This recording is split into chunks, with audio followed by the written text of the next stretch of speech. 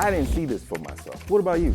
In fact, you may recall I kind of pushed back against the idea of this. And you kept telling me along the way, it's like, brother, we're having an impact. I had to go through this period where I was being pretty fucking unkind to myself, not giving myself a lot of grace. There was a little bit of imposter syndrome for me. Am I a fraud? Am I in this place where I'm trying to espouse something that I don't know how to fully embrace myself? We are creating this archive of information that everybody might not watch it now, but it will live forever, and that people can visit it, they can access it and learn from it. I had to realize that it's okay to help others while you're struggling with shit. I know challenging times will come too, but I feel better equipped to deal with them as they come. We have to speak into existence what we want. We have to put action behind those words. There is no underestimating how important the relationship is with yourself. Suicide ideations, cancer diagnosis, coming out on the other side of that as a therapist kind of like blew me away. It's important to me that we are focused on this thing that brings people together, that builds community. It gives us the opportunity, man, to fight against that, right? To shed some light on the darkness that people want to creep over people's spirits right now. Welcome to Beauty and the Beast, where we create a safe haven for Black men to engage in deep conversations and share their journeys in a judgment-free space. In each episode, we dive into topics that matter. This is a space where your story is valued, your voice is heard, and your journey is shared with others who, like you, may feel alone in the world. Let's break the myth that Black men are beasts. Welcome to Beauty and the Beast. Let's start the conversation. So man, we are starting on season 4. Season 4. Dude, that I'm sorry, it boggles my mind that we are sitting in this space of having done 3 seasons of something that was an idea for us over a year ago, right? Am I right? It was 24? It was August of 24. That is when we started talking about it. And now we sit in a space where we are kicking off season 4, and I would say it's been a journey, right? But season 3, we had some real crazy highlights. Like the audience response to Al-Tariq blew my mind. Absolutely blew my mind, and I first want to pause before we get into anything and thank the audience for the level of engagement that happened on that particular episode, but even more on some others as well. Stevie Baggs Jr. also, his episode is starting to pick up a whole lot of momentum months and months after that thing went live. I didn't see this for myself. What about you? I think that a few things. One, I think that I did not see this for myself. In fact, you may recall I kind of pushed back against the idea of this. 2, I did not see the, if we could call them viral moments. Welcome to Beauty and the Beast podcast. I appreciate you, brother. I know I'm chosen. I know I'm godly. All of it made me into this version that I am, the saint and the savage. God put me in this position to do what he put into me to do for the world. The better you or the best you will show up in your life. Men are really built and forged off pain. I'm starting to love myself again. And letting grief not steal from me anymore. Self-love, greatest love on the planet. We are not beasts. We are loving, caring, genuine people. This is season 3 for us. Can you believe that, bro? It's hard to believe, man, but it's definitely a blessing that we've had. I didn't see that coming. I don't think we can call them viral. They were viral. Viral moments, right? The millions of views. Like with those the 2 guests that you talked about, but also even with the additional clips that we've posted and things that we've put out there that have resonated with people in such profound ways, right?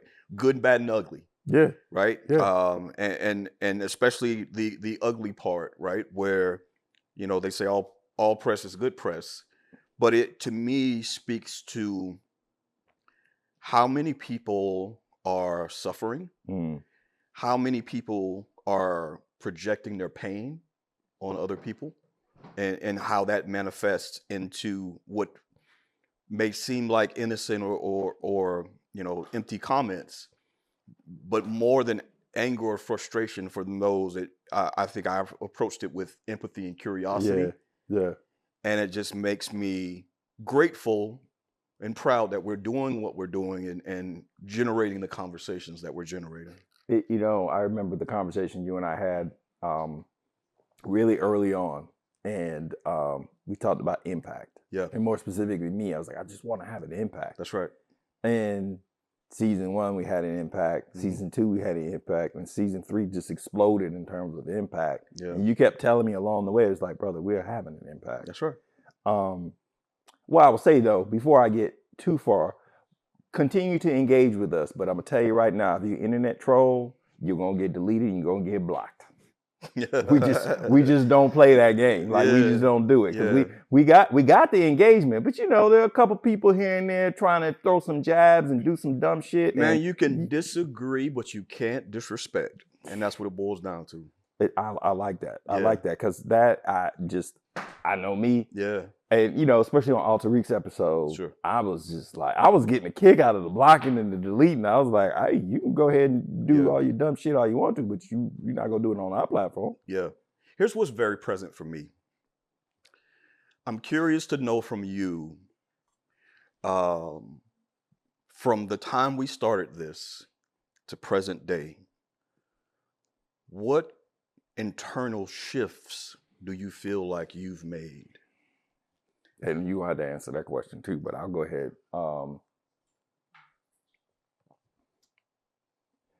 I think it's embracing me. Right? I said it starting out. Yeah. I didn't see this in myself. Yeah. And I'm not gonna sit here and big myself up and say I'm the best host there is. That's not, I got a long way to go to get to where I think I can get to. Sure. But one, I didn't realize that this was something that you and I would be good at. Yeah. Right? That's one. The other thing is, I also didn't realize how much providing a platform for Black men to express themselves feeds me. Yeah. And I've had therapy sessions, coaching sessions, and they've told me, like, in order for me to be creative, I got to pour into people. And this platform has allowed that for me. Yeah. And I didn't see either one of those things, like, before doing this. What about for you? Yeah, I think for me, I'm gonna take a slightly different approach in answering it and say that if I think about who I was when we started this, to how I see myself today, I think that there is a huge shift in my confidence. There is a shift in, and we've talked about the whole idea of moving from a scarcity mindset to one of abundance. Yeah.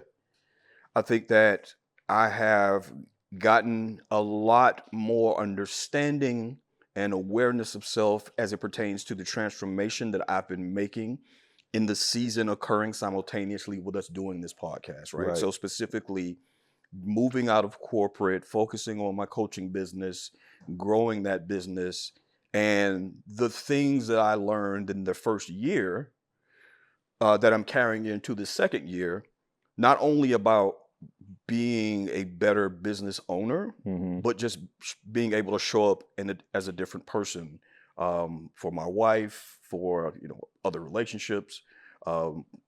As I continue to say, the relationship with myself, like all of those things have shifted tremendously for me. Really? Yeah. I mean, I definitely see the confidence relative to, because you're already a confident brother to me.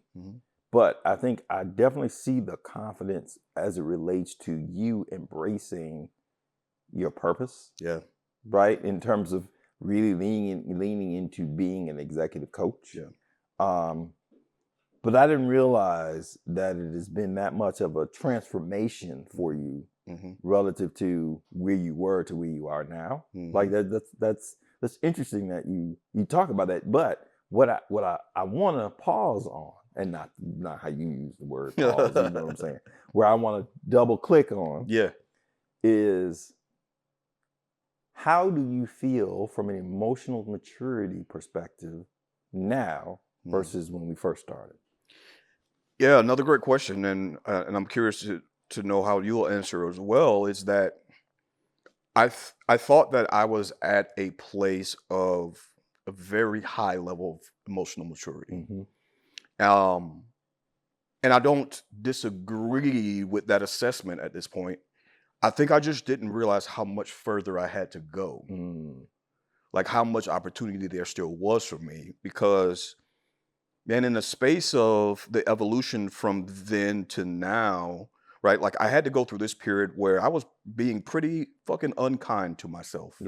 I was not giving myself a lot of grace with a lot of situations, and it started to really erode at my self-esteem a bit, and I had to get that under control. Luckily, therapy has given me tools for me to self-analyze and then go and tweak some things. And then that spurred me to, one, a different emotional place. And it also propelled me to seek more about what I was experiencing, which led me to researching. We talked about spiritual law, the 12 universal laws, vibrational energy. And so getting that information, putting that information into play, and meeting the anxiety that I was feeling from things not playing out the way that I thought they would, in the timeline I thought they would, meeting that anxiety with action has served me so well. For me, there was a period, and I'm trying to think what season was it. I'm in season 2. Where I wasn't necessarily in the best headspace for myself, right? And so you talk about grace and you talk about being kind to yourself. There was a little bit of imposter syndrome for me. And that imposter syndrome had to do with the fact that I'm out here on this platform trying to normalize Black men being in this emotional space while I'm battling these internal things. And I was...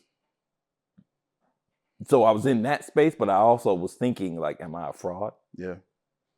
Like, am I in this place where I'm trying to espouse something that I don't know how to fully embrace myself? But I've come out on the other side of that. And because life be lifing. That's right. Right? Life be lifing, and it's a freaking roller coaster ride, and we talk about it, with people when you talk about, life is like this, like, and there's all kinds of shit that's going on. And I had to realize that it's okay to help others while you're struggling with shit. That's right. Right? I just had to be okay with being in that space, but being in low energy space while trying to pour into others is not easy. It's fucking tough as shit.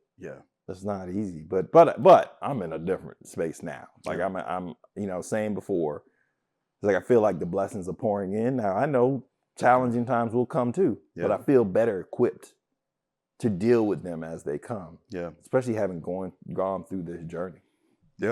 And it's interesting that you named that, imposter syndrome and where that resulted from, because that is something that I understand that occurs with me as a coach.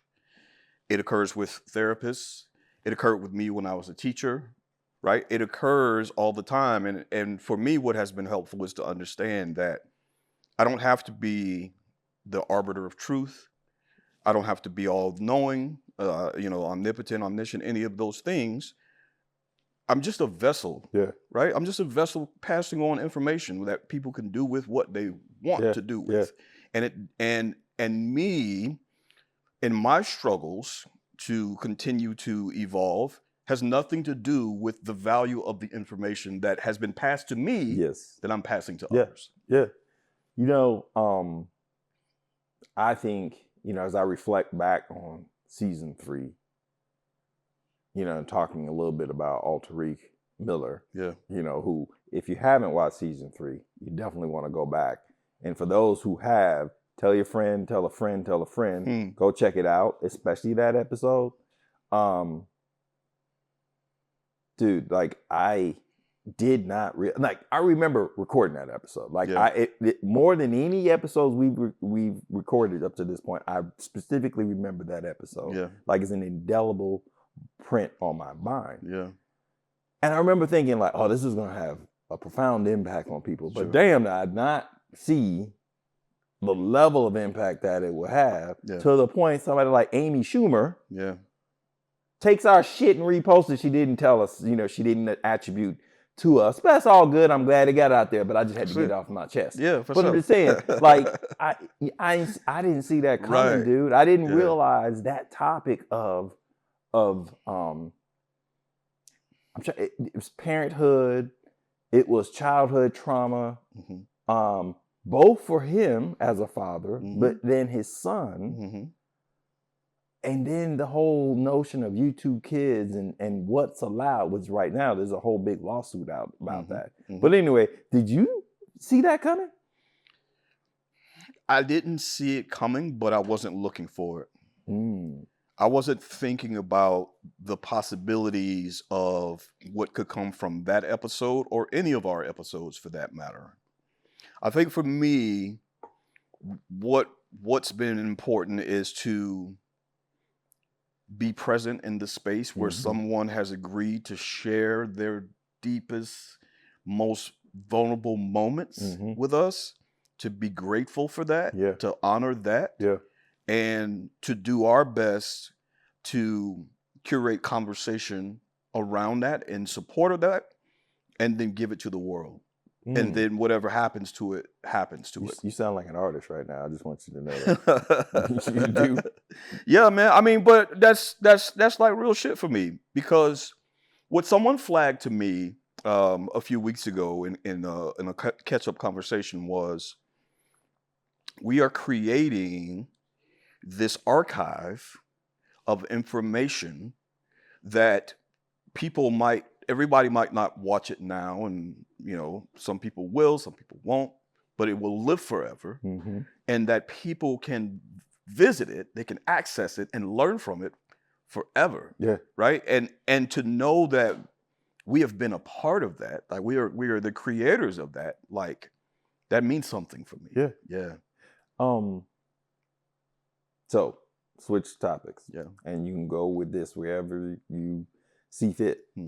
What'd you think of the Stevie Baggs episode, which is one of the popular, second popular, or as popular as Al-Tariq's, on YouTube right now? I know I'm chosen. I know I'm godly. I know I'm divine. I'm not an American, I'm a Morican. I thought Stevie Baggs' episode was, for me, it was the most interesting episode, because it was the episode I think that challenged me the most as a co-host. Stevie is an amazing dude. Stevie has a huge presence. He has a powerful aura about him. And so I think it was the first time for me that we had a guest that came with that much gravitas. And understanding how to navigate within the space of that conversation was a growth experience for me. Right? Like if I go back and look at that episode, I feel like there were opportunities for me to interject more in the conversation and to even challenge some of the ideas. But I kind of sat back and let him cook a lot, and deservingly so, because the brother was cooking. But I think that it was for me, like I said, a learning opportunity to say, okay, when I'm in a situation with such a big presence again, like how am I going to navigate that? And I picked up some tips along the way of how I can self-manage so that I can then meet the moment in the way that feels right for me. Yeah. I think for me, well, one, I would agree with you in terms of it was the one that caused me to grow the most. Yeah. In trying to navigate this space. Yeah. I would say that. And I would say it took me some time to digest a lot of what he was saying and internalize it. Yeah. Because in the moment I was just like, well, this is different. Yeah. But I'll be honest with you, it took me, and you and I talked about it, being at an event that he was on a panel, probably a couple weeks, 3-4 weeks after he was on our platform, and hearing him talk about his position in life, but then hearing the response. Yeah. I was kind of blown away by the response that he got. And that response got me to listen even more. I was like, okay, so this brother's really got something to say. Let me really sit in what he's saying. Yeah. And I was just like, you know what? This brother is very profound. Absolutely. I may not necessarily agree with everything he's saying, but that's life, right? You're not going to agree with everything everybody says. But it took that for me to be like, this brother has a really, really interesting and deep perspective on life that I think helped me to embrace my spirituality and my beliefs in God. Okay. Because it had a longer term impact on me than just the immediate episode. Yeah. Because what it allowed for me was to unabashedly be about my spirituality. Everybody else be damned. Yeah. Now, people I care about, not be damned. Don't get me wrong, because they are impacted by that. But meaning, like, if I believe something is of God or is of a spiritual realm, I'm gonna say it. Yeah. And I'm gonna embrace the hell out of it. And I'm not gonna be embarrassed by it. Right. Whereas before, I feel like I was just kind of navigating through life and not really knowing where my blessings really came from. So I don't think it's just Stevie Baggs, but I think that was almost like the icing on the cake for me for the journey that I was on spiritually, to say, you know what? Yeah. Right. I think, and if I'm tracking, it sounds like hearing someone twice who has a very strong connection to self and a connection to their spirituality, seeing that, hearing that, then allowed you to deepen your connection with self and spirituality, right? Yes. And remove some of the timidness that you might have had about it. I would agree. I would agree. And I think those 2 episodes of season 3 were the most engaged, right? Where people really were delving in and sending us notes and and commenting, like, especially, and it's ironic because Al-Tariq was immediately just like took off. Yeah. And then Stevie Baggs was just, it took some time, and a lot of people are reposting his stuff, and even now to this day. And I say all that to say to the audience, we love that level of engagement. Like, continue to engage with us, letting us know how you feel. Again, internet trolls be damned. You will get blocked, you will get deleted. Yeah. But people who are supportive, people who are furthering the conversation are the ones that we want to really hear about. And we really appreciate that level of engagement. We want you to continue to engage with us, especially throughout this next season. We're going to have some really profound guests. One of the Silver Fox Squad brothers are going to be on. I think you're really going to like that episode. So just continue to comment, continue to like, continue to subscribe. Follow us on YouTube, IG, listen to us on Pandora, Spotify, Apple Podcasts. We really appreciate that level of engagement, and keep it coming.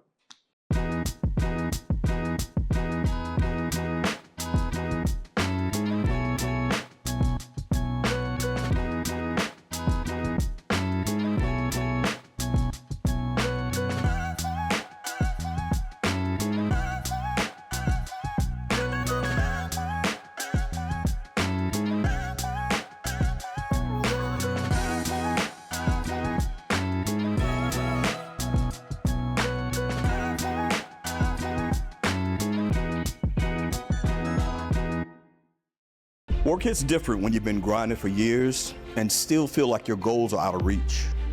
You've persevered, you've been successful, but something is still blocking your growth. At Authenticity Unleashed Coaching, I help leaders untangle what's internal so they can move forward with clarity, confidence, and purpose. Follow me on socials, book your free discovery session, and when you're ready to embrace change, use the code BITB2025 to get half off your first coaching session. Let's unleash your authentic self together. One of the things that also resonated with me out of season 3 was Michael Turner. Yeah. Who's a therapist, who's also a coach. You know, his journey, suicide ideations, cancer diagnosis, coming out on the other side of that, as a therapist kind of like blew me away. Yeah. What specifically was it because of preconceived notions you had based upon the relationship pre-existing the conversation, or what? No, I mean, I think it was more of, you know, so none of those things are unique in of themselves. Yeah. But the combination of those Yeah. in a therapist, Yeah. the I think the revelation for me, I don't know, not revelation, but I think the thing that impacted me most about it is him as a therapist can have a level of empathy that most therapists can't, because of what he's gone through and been through in his own life. Yeah. The challenges that he has had in his life, I think makes him a unique vessel to be in that space as a licensed therapist. Yeah. No, that's an interesting take. I received that. I think that I think what I gather from that is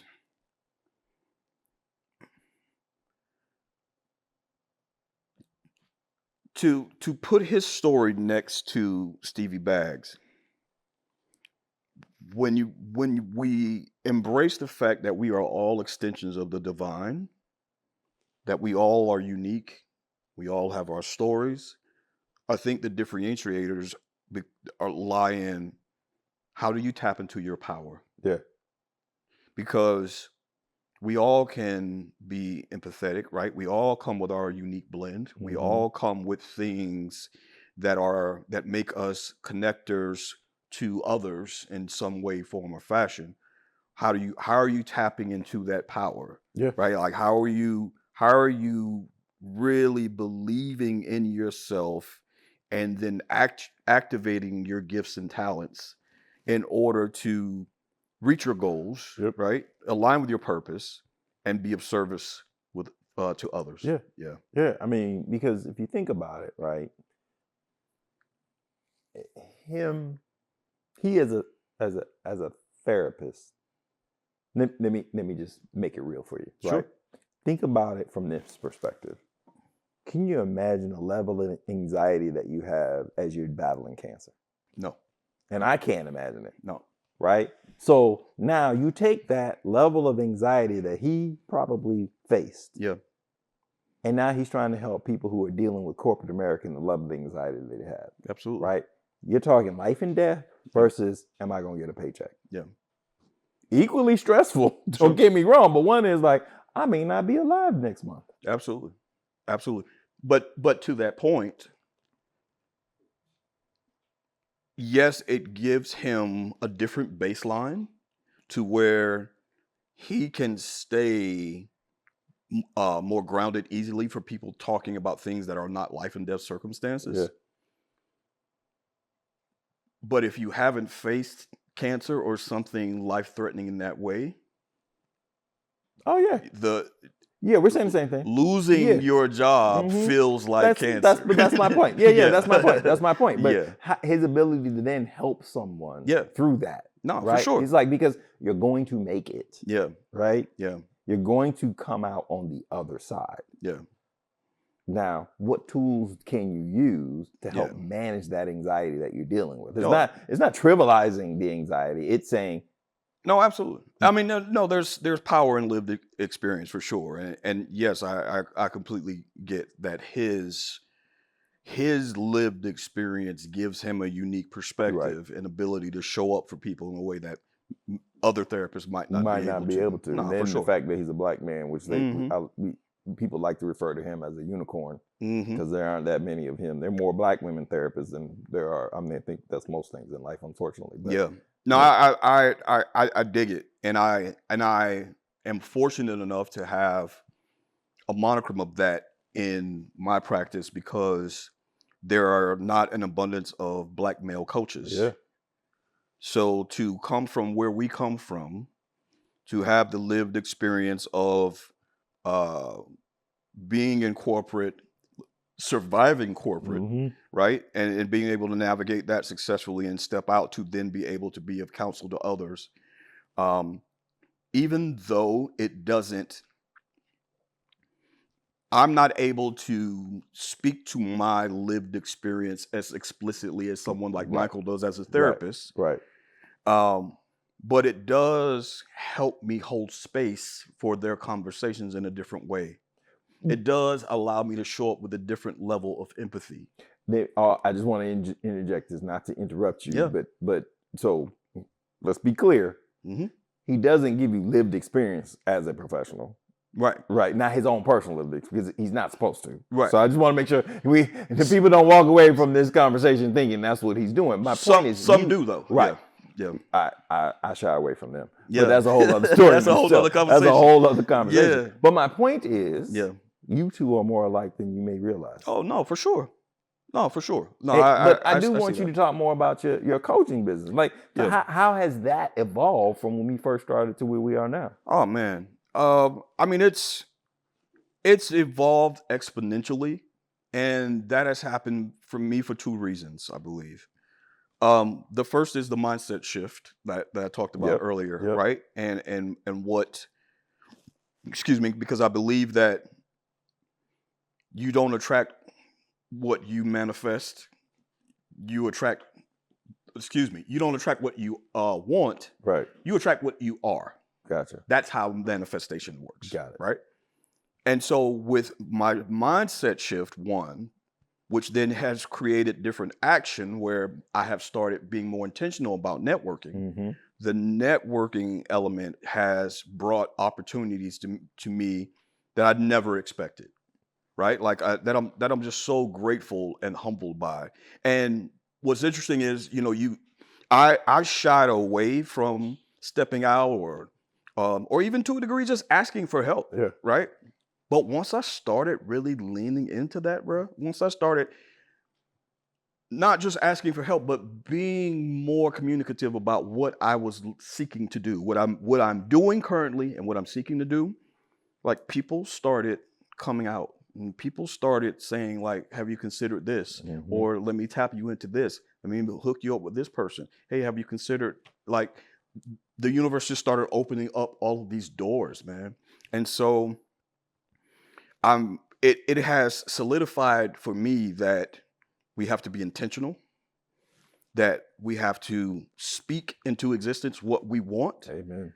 We have to put action behind those words, and that as we do that and we are diligent in that and we are faithful, that the universe will provide for us. Yep. Doors start to open, man.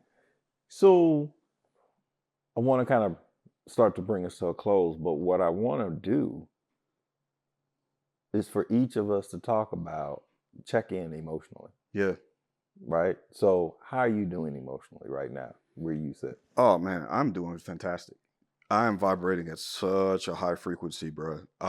Because I think that I have my moments, right, where things can be tough, where I lose sight of the overall vision. But for the most part, like, just understanding how blessed I am, understanding what's ahead for me, what's in store, understanding the love that I'm shrouded by, Yep. that I'm covered in, Like, it just has me in such a positive, productive, creative space of thriving. And that's kind of where I idle more often than not. Nice. Yeah. What about you? So, I mean, I think I am in a place where I am manifesting joy in my life. Yes. Right? That, I commented on before about how there are going to be challenges, and I know that they are. Mm-hmm. But just from before, when we started this podcast to where I am now, Yeah.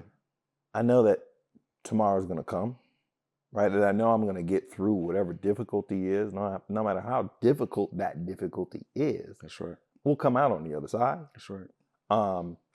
But I think my biggest learning in being in that place is still continue to be kind. Yes, sir. Right? I think I have embraced that even more. Like, it was something that you and I, we talked about this in my episode, like your first season. Yeah. But I'm recognizing that that's just the place that I need to idle, period. Yeah.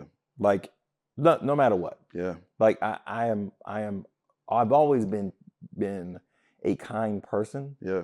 And I've always tried to give of myself. Mm-hmm. But I wasn't always a joyful giver, as they say. Sure. I would give the shirt off my back, but sometimes I complain about it. Yeah. Right? Yeah. I'll be honest with you. Yeah. But I think I'm in a place where I was just like, if you need something, because here's what I'll say. 2025 was a difficult year for my entire family. Yeah. But the level of outpour that we got from people like you and other friends during our most difficult times just told me that I need to continue to lean into who I am at my core. That's right. Right? Because I didn't realize how much ego I had in terms of asking for help. Mm-hmm. And I never thought that people would be there for me the way that I would always be there for other people. Mm-hmm. And so just being in that place where I could suppress my ego, ask for help, and people were like, what do you need? Yeah. Cool. Now, how you doing? Yeah. I'm like, wait, what? Yeah. What? So, I am in a place where the blessings are just continuing to pour into my life. Mm-hmm. And I know where those blessings come from. Yes, sir. I'm confident in where those blessings come from. Yes, So that's where I am. Yeah. And man, I hate to sound like a broken record, bro, but like, I just want people to really, really lock into this. There is no underestimating how important the relationship is with yourself. Because when you have a healthy relationship with yourself, then you can stay locked into these ideas that we're talking about. Then you can stay being of service. Then you can stay showing up for others and being able to give without the remorse or regret or feeling like, fuck, I ain't want to do that. Yeah. Right? Yeah. Like, when you understand yourself and that is a healthy relationship, you can give understanding that, man, that's going to come back to me abundantly. In spades. Yeah. So here's how I would like to close out this episode for us, right? It's, one of the questions that we ask on every episode is what makes you feel loved, right? Yeah. And so we talked about that. Absolutely. But has that changed for you over the course of these 3 seasons? What makes you feel loved then? Does it still make you feel loved now? Has that changed? I will say the main thing that's changed for me is that I love myself more than ever. And I love myself more than ever, not because I've accomplished more, that I've provided or protected more, that I have donated to charity or mentored some person through some tough time or coached X amount of people. It's not because of those reasons, man. It's because I'm here. I have come through it. I have survived. I'm a miracle. We are miracles, bro. We are miracles, all of us. And I'm fully connected to that idea. And I love myself for being here. I almost don't want to answer. I want to end the episode right there. Because I don't know if I can top that shit at all. And I'm not going to try. Yeah. What I think for me is similar to you. I know I feel loved just because of how I show up. Yeah. Right? I growing up, I always sought external gratification. Yeah. Right? I mean, probably well into my career. I was always looking for some external gratification. Something, and I don't say gratification. Validation. Validation. Sorry. External validation. Yep. I think now I just don't give a fuck. Right? And they say as you get older, you have less F's to give. It's a freeing place. Yeah. But now I understand that more. Yeah. Right? And I'm just like, I'm going to continue to be me, and I'm going to love who I am and how I show up. Yeah. And I don't care what anybody thinks or says as it relates to what kindness means. That's right. Because the way we grew up, kindness was not a valued attribute. That's right. Right? Now I'm like, dude, that's my superpower. That's right. That's my superpower, especially seeing all these years of being kind to other people and the outpouring of love that my entire family got from that. Yeah. All I'm going to do is lean into that more. Yeah. Right? And I'm going to continue to show up as my authentic self, now that I know what authenticity for me looks like. That's right. That's right, brother. And we are not for everybody. Oh, absolutely not. And we don't have to be. Nope. And when you lean into that, that's when all the fucks are released. You ain't never lied. So, one of the things that we should do to actually close out this episode is talk about the timing of this podcast, given the political climate. Okay. Right? Okay. Because, I think there's a whole bunch of shit going on in the world now. Freaking, I don't know when this will actually come out. Yeah. But right now we're in the middle of a war with Iran, quote unquote, that technically is not a war. And then you got people of color and the attack of just folks, I'll call it that, in this world.